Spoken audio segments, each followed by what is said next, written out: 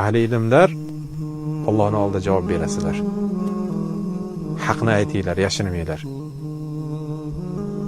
Ya'ni iqtisod dunyo ahllari zakotinglar va yordaminglarda Falastin ahliga yashirmanglar, xasislik qilmanglar, beringlar. Harbiylar Allohning oldida javob berasizlar. Siyosatchilar, blogerlar Allohning oldida javob berasizlar. Faqat reklama qilib o'tiravermanglar. Mana bu holatni, pastkashligini, yomonligini odamlarga yetkazib berishlik vazifanglar bor.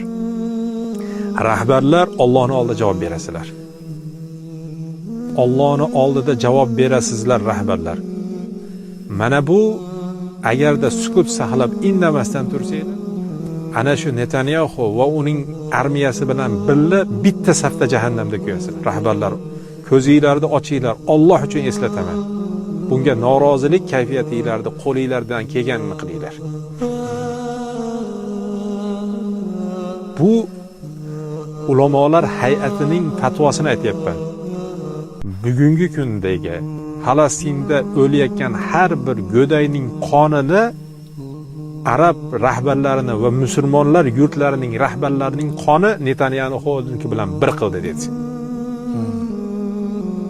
Agarda u safdan chiqib qolay, ertaga abadiy oxiratda Robbim huzuriga borganda najot topib qolay deydigan bo'lsanglar, esinglar borligida dininglarga qaytib olinglar va nomusinglarda, dininglarda Allohning hukmiga qaytib olinglar.